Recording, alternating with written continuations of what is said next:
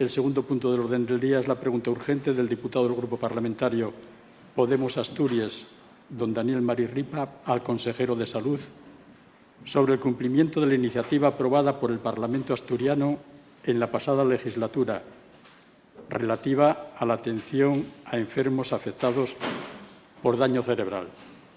Como saben sus señorías, se seguirá el siguiente formato para la sustanciación de la iniciativa.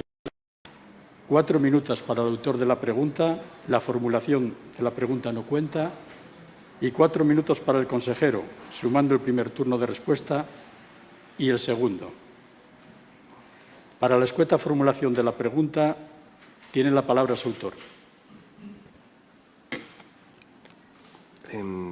¿Cuál es el grado de cumplimiento de la iniciativa aprobada por el Parlamento asturiano en la pasada legislatura relativa a atención a enfermos afectados por daño cerebral?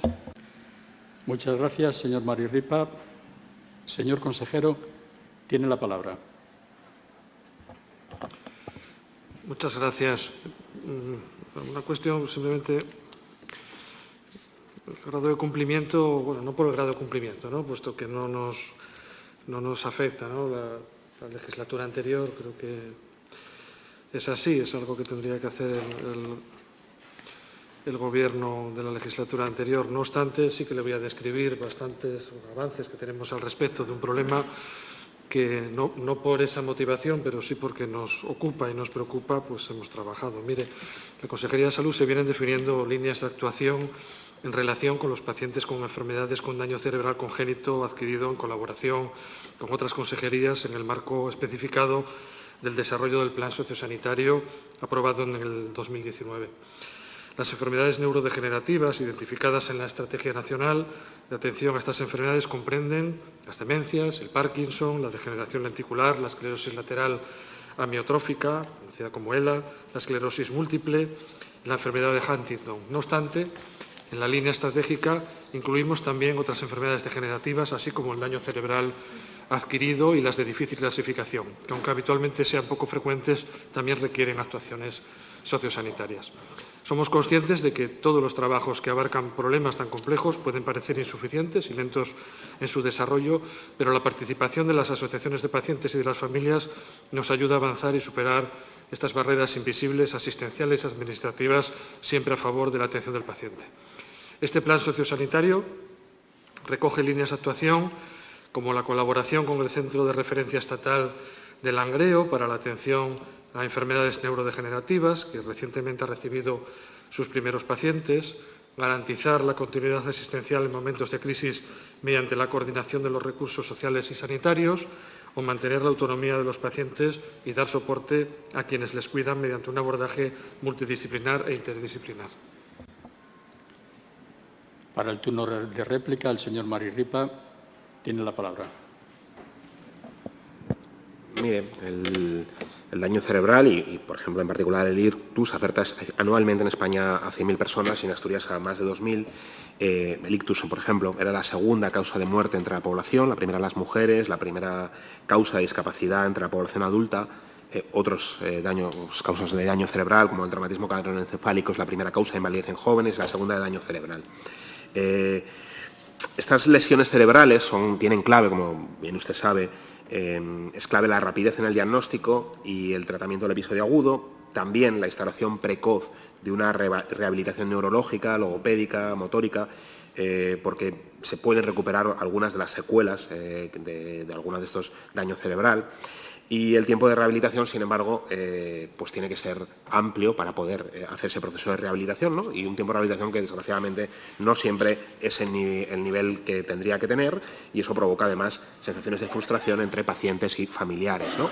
La evaluación inicial adecuada a las secuelas es importante porque eso garantiza un correcto acceso a recursos y ayudas que son indispensables.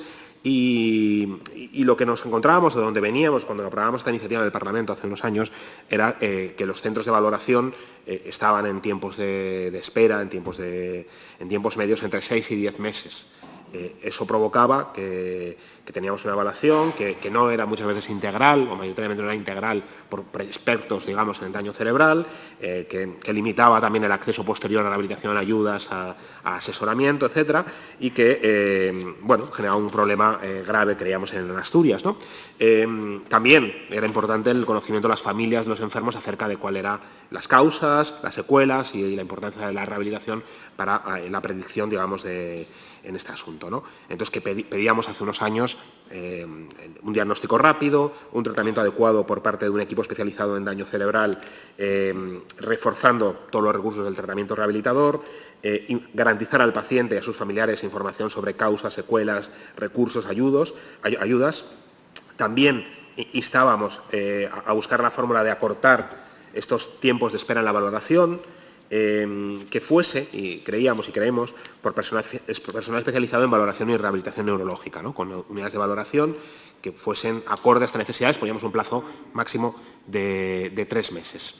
Y también fácilmente ampliar, pues, los apoyos tecnológicos, ¿no? En casos, por ejemplo, de afasia o de trastornos del habla. Que queríamos, digamos, bueno, poner sobre la mesa, ¿no? Creemos que las valoraciones de discapacidad por daño cerebral no están siendo lo rápidas que tendrían que ser.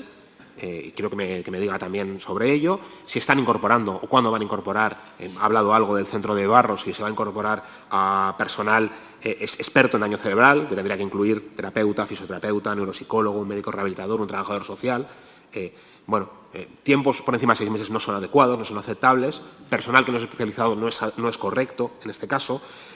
También las ayudas técnicas, que muchas veces llegan demasiado tarde. Aquí el tiempo juega en contra de los pacientes. Necesitamos evaluar, intervenir, apoyar rápidamente a las personas con daño cerebral.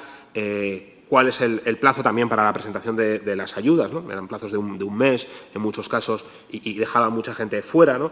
Y luego cómo se va a incorporar o cómo se va a integrar ese centro de neurorehabilitación de Barros en este asunto, ¿no? Bueno, lo que queremos decir es que creemos que no se está haciendo lo suficiente en el ámbito de la rehabilitación con daño cerebral con estos pacientes, que necesitamos un enfoque rehabilitador, necesitamos personal experto en la materia y necesitamos poder evaluar rápidamente y apoyar con la mayor celeridad a las personas con daño cerebral. Muchas gracias. Gracias, señoría. Señor consejero, tiene la palabra. Muchas gracias. Bueno, empezando por una última pregunta que me ha hecho respecto al Centro de Referencia Estatal de Barros, ¿no? Que me pregunta qué personal lo van a integrar. Mire, yo le puedo decir, supongo que sabe que el Centro de Barros depende del Inserso, que está en un ministerio cuyos responsables son ustedes. Yo supongo que usted se hablará con las personas, ¿no? Los interlocutores que tenga en su partido en Madrid, pero yo creo que puede usted tener información bastante cercana, ¿no? Y le pueden aclarar esas dudas que tiene. Yo espero que Asturias nos dé un servicio excelente, que es lo que creemos que va a ser, ¿no? Y probablemente todos los asturianos y asturianas nos podamos beneficiar de un centro de estas características. Mire, el diagnóstico de enfermedades degenerativas, como las señaladas, con la visión y la amplitud que le he explicado, o de enfermedades también poco frecuentes, productoras de dependencia, conlleva la realización de un plan de atención que incorpore las necesidades de asistencia sanitaria y la previsión de necesidad de recursos sociales que puede requerir el progreso de la enfermedad, de acuerdo a los recursos existentes en la familia y la comunidad. Desde la Consejería se está desarrollando dentro del programa de atención integral del ictus un grupo de trabajo específico de rehabilitación. Es un grupo de trabajo multidisciplinar, muy amplio, formado por rehabilitadores, neurólogos, médicos internistas, geriatras, fisioterapeutas, terapeutas ocupacionales, logopedas, enfermeras y trabajadores sociales, con representación amplia de todas las áreas sanitarias, incluso con participación del movimiento asociativo y de personal del SESPA. También se está desarrollando una nueva acción para la rehabilitación de pacientes con daño cerebral en la atención primaria en las zonas rurales, justificada por la dificultad que allí tienen los pacientes con daño cerebral con secuelas graves que requieren una rehabilitación, y para favorecer la accesibilidad a las zonas periféricas y rurales del Servicio de Salud del Principado de Asturias, debido a las distancias hacia los grandes hospitales donde habitualmente se realiza la rehabilitación de estos pacientes, evitando así desplazamientos innecesarios y también contribuyendo como objetivo indirecto a evitar la despoblación. Termino, presidente. Como ya anunciamos la semana pasada, este proyecto se inicia el próximo mes en el área 6, en el Centro de Salud de Infiesto, y posteriormente se implementará de manera progresiva en el resto de las áreas periféricas.